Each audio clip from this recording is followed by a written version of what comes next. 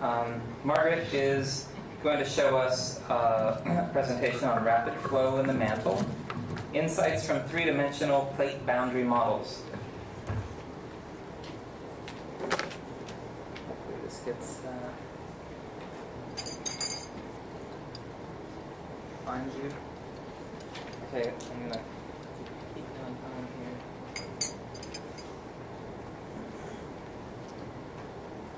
Got it? Maybe. So this should tell you.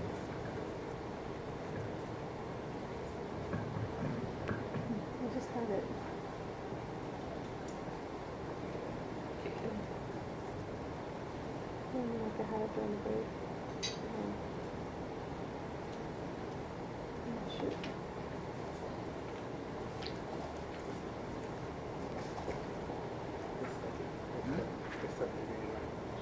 Maybe I'll start it again. There it is. Okay, so what, There we are. We're back. What I think it just took a little while to find it, so. Oh. Probably if you go full screen, you will appear.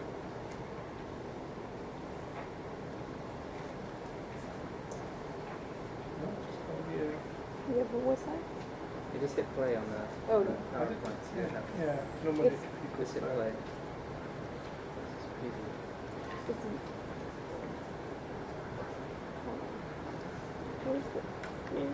He was just clicking with my displays. Hold on. Okay, Yeah. Okay, sure. Yes, and then mirror displays. Yeah, and then she does.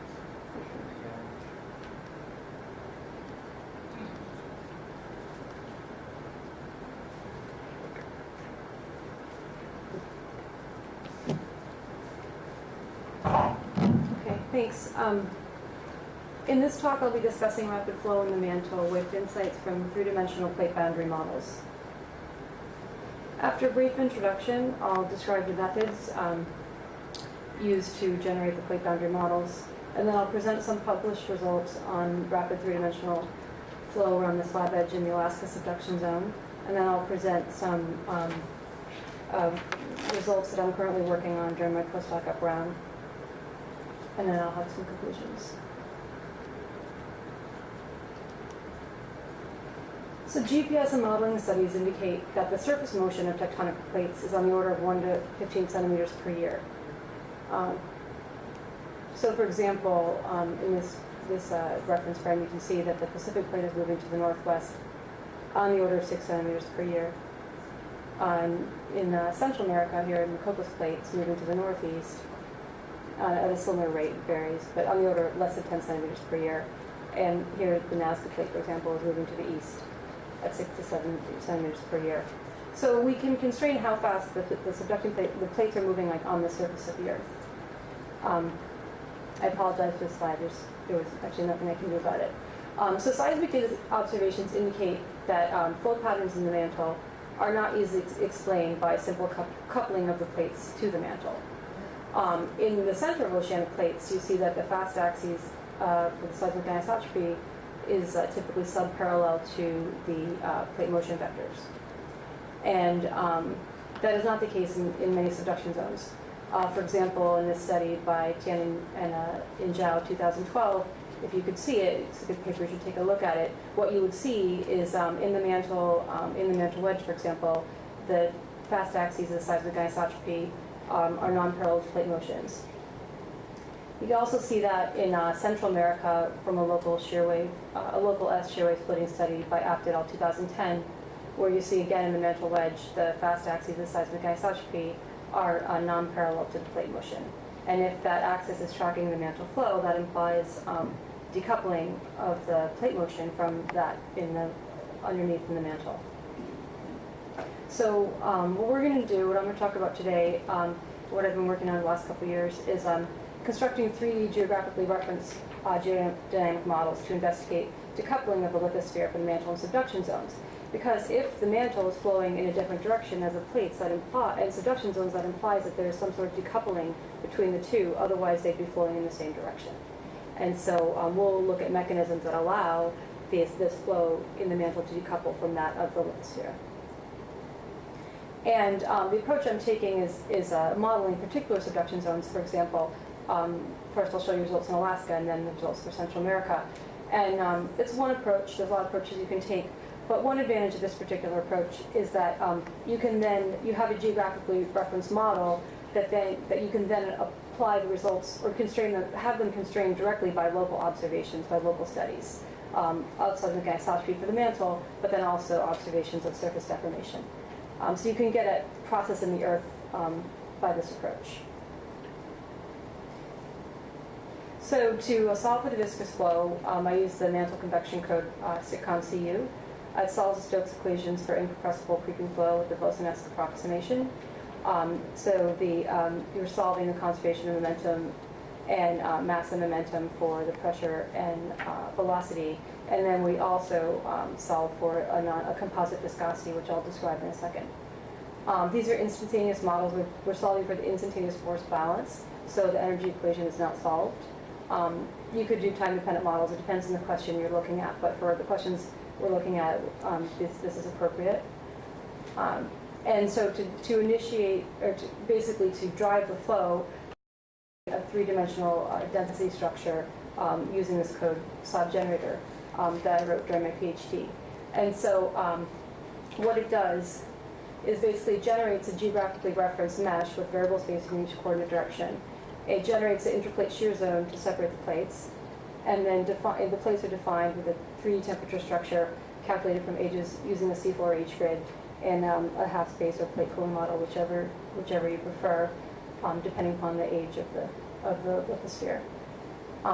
And so here's an example. So what you would put into this code is you'd enter in the coordinates for your high resolution, because if you want to model a particular area of the Earth, you would to then use those local observations as a constraint in the model. You just choose your high and low resolution regions, and then you'd load in interface data. So this is me actually working at the UC Davis Caves during a PhD. So this red surface is the plate interface. So that's a surface, a three-dimensional surface that will be used to separate the plates. That gets loaded in the Slab generator. And then you also load in a subducting plate file. So this is a surface that I use interpolation and GMT to combine a variety of data sets to generate this particular surface for the subduction zone in Alaska. To get the overriding plate and subduct plate thermal structure, you'd also load in a C4H grid. And then this is an example of the output from Slab generator. And this color slice is through temperature. So you can see the subducting plate, the Pacific slab subducting north of B to the left. And then a thinner lithosphere where you have the magmatic arc. This yellow surface is the Benioff zone surface, the same one here. And the purple things on either side, that isosurface, is basically, that's an envelope of the low viscosity zone that's separating the two plates. So you can see it's bisected by this slab surface. And you can choose the viscosity of that interface to make the plates more or less coupled. So we modified SITCOM-CU, I modified SITCOM-CU to read in the weak zone field. Basically, you tag every node in the mesh with some non-dimensional weak zone value. And if you're at the plate interface, you have your fully weakened a value of 1 and then going to 0. And so that's then blended into the background viscosity structure within SITCOM-CU. We also modified SITCOM-CU to read in a composite or to solve for the composite viscosity structure, where you're assuming that the strain rate is a sum of the contributions from dislocation and diffusion creep. And so this is the flow law that you get from. It's based on it's an experimentally derived flow law for the deformation of olivine aggregates from this paper. And so for diffusion creep, your stress exponent would be 1, and that would make the strain rate go to 0. So you don't have dependence on the strain rate. You don't have any power law that depends on the strain rate for diffusion creep. Whereas for dislocation creep, you have a power law dependence. And what that leads to is in areas of high strain rate, this nonlinear relationship between the stress and strain rate leads to a dynamic reduction in the viscosity where your strain rates are high. And this can lead to variations of 7 orders of magnitude between the mantle wedge and the stronger part of the center of the lithosphere. So also show some results. some models and results for the Alaska subduction zone. So here's the North American plate, Alaska and Canada, and part of the western U.S. And then Pacific plate, and we have a subduction zone with northwest directed subduction and a transform plate boundary. So you have a plate boundary core and a slab edge. For this study, I tested actually several slab shapes, but I'm just going to show results from one of them, the ones that had the best fit for the observations. So this is the model domain. It goes from 185 degrees, basically in the Aleutians, out to part of western U.S. at 240 degrees longitude, and from 45 degrees south up to 70 degrees north. And it has a depth of 1,500 kilometers. And so the components, we have the Pacific plate subducting, the North American plate, and then the mantle. These are, just to give a sense, there's these elements 960 by 648 by 160 with a local resolution in this height at the plate boundary corner, a little over 2 kilometers. And these jobs were run on the Exceed Site Lone Star, about 17,000 compute hours per model.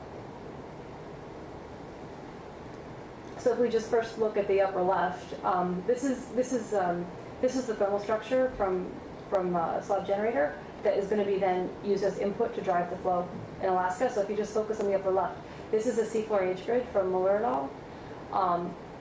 For the Pacific plate.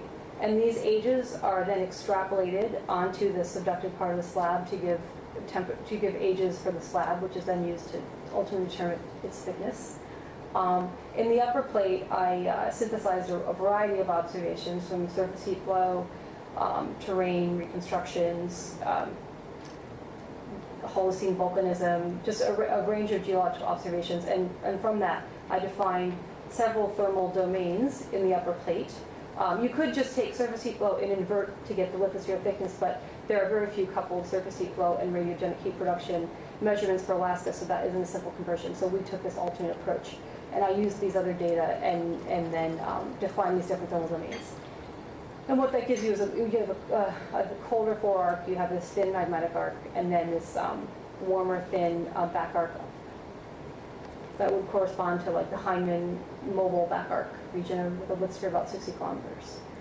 So then that goes, these domains and the seafloor age goes into slab generator. What comes out then, assuming we have this cooling model, a plate cooling model, is the ages is the temperature structure on the mesh. So here's the subduction zone, Pacific plate, North American plate. So you can see here would be where the Wander Fuka Ridge is, and then here are just GMT plots at 52 kilometers down. Here's the subduction zone transform boundary for reference, and you can see the cold slab because it's a flat slab here. You don't reach. It's a very flat slab. You don't reach. I'm trying to think. It takes you like 400 or 500. What did it happen? Okay. No. Okay. Basically, it takes you like 400 or 500 kilometers to get down to like for the slab to reach a depth of like 60 kilometers. So you have a very flat slab in Alaska. So you're seeing that like a slice through it there. That's the blue, and then here's the magmatic arc. That, and then you can see the volcanoes on the surface. So and then this is a slice at 150 kilometers depth, so you can see the slab edge. And then this is a cross section showing the flat slab, and then here through Central Alaska Range, you can see how flat the slab is in Alaska. And then in the eastern part, like I said, I tested a couple slab shapes. In this particular model that I'm showing, in this direction, the slab actually is two-tiered, and it looks something like this, where the slab extends to 300 kilometers, and then for this portion, it only extends to about 100. So these are, so we just start looking at the upper left. These are the velocities with the isosurface of viscosity. So we're looking this view basically. You're about 100 kilometers down, looking at the slab and looking at a horizontal slice of the velocity. So you see toroidal flow coming around the slab edge. These are for models using Newtonian viscosity. These are for those using composite viscosity. And then these are slices, cross sections showing the toroidal flow, the return flow coming toward the slab. So what you can see is where the slab is deeper, you generate toroidal flow around this edge, and also colloidal flow. But around the short slab, it's not that much thicker than the thickness of the overriding plate, so it doesn't reduce any flow. So if we look on the left for the Newtonian viscosity, what you see is here's the viscosity, so 10, 17, 10, 24. So you can see, mantle viscosities on the order 10 and 20. There's a higher viscosity slab core that just comes out of the temperature structure from the flow law. It's a colder slab core, so it becomes stronger rheologically. So you define the slab strength that way. It just emerges in the model in that way. If you look at strain rate, here's the scale 10 to the minus 18, 10 to the minus 11. You can see there's higher strain rates in the mantle wedge above the slab and then beneath the overriding plate. If we look at this and now for the non-Newtonian viscosity model, what you see is that a laterally variable viscosity emerges around the slab. Where you have high strain rates down up to 10 to 13 1/seconds, you have high strain rates around the slab and mantle wedge, and then that leads to this reduction in viscosity that emerges in the models. And then as you get farther away, this isn't the entire model. This is just a zoom in of the high resolution area. But as you decrease, I think it's maybe because I'm not explaining well. I don't have a lot of slides. I'm spending time on each slide, so it's pausing. And so I decided to sort of take that approach. So what you see basically is that this laterally variable viscosity emerges because of the flow law that we're using. And so what that does is that does a couple things. One thing is it reduces the viscous support of the slab. So as your slab is subducting, it's a lower viscosity around it, so it's not supported as much. That makes it more easy for the slab to bend. The other thing that also then you end up having weakening in the hinge because the slab, upper part of the slab, is then having to essentially support more weight that's not supported by the mantle that would be supported here.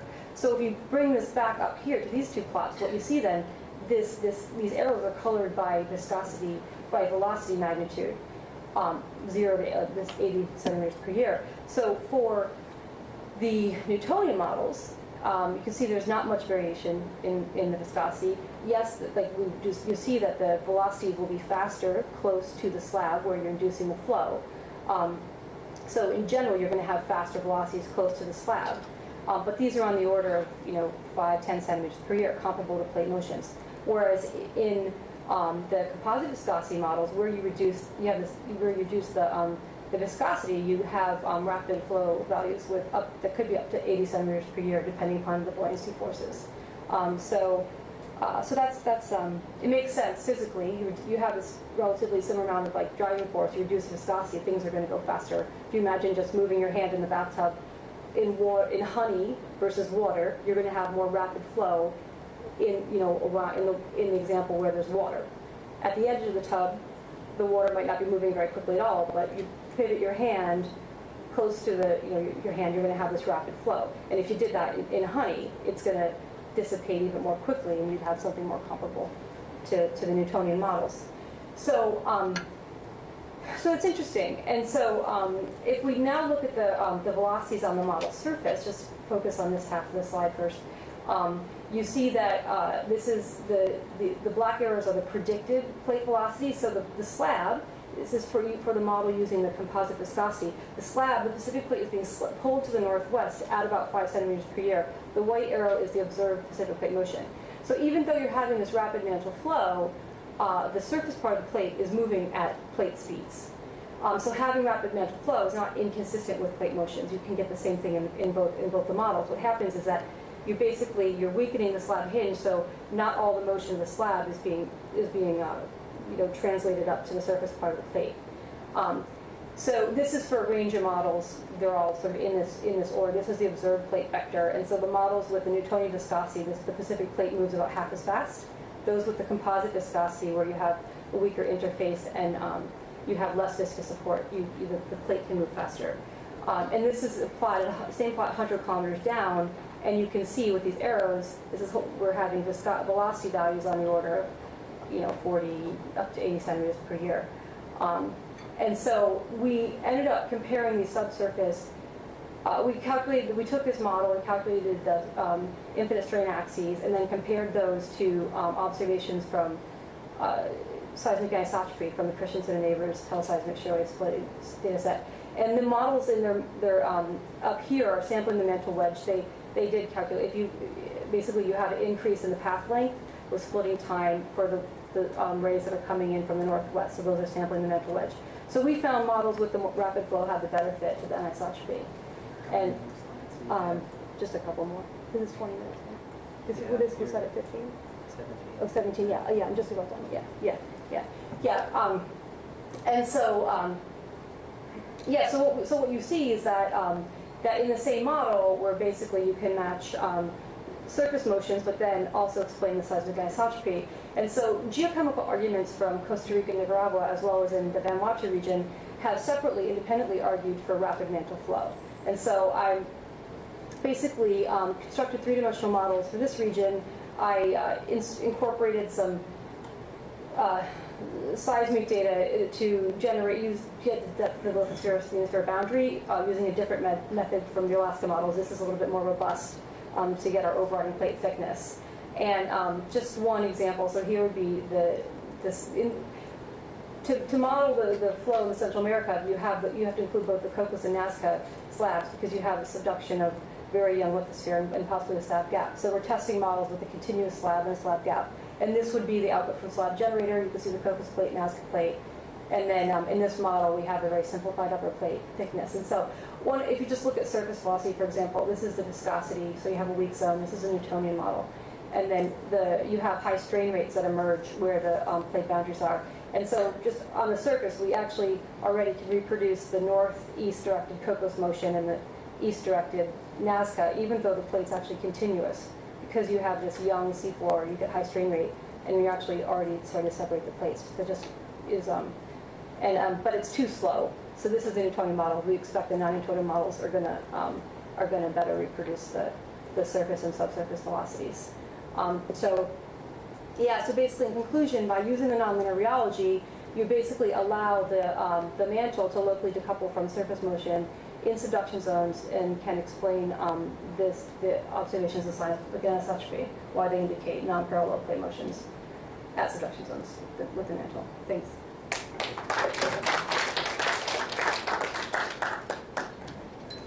Okay, we'll take one really quick question.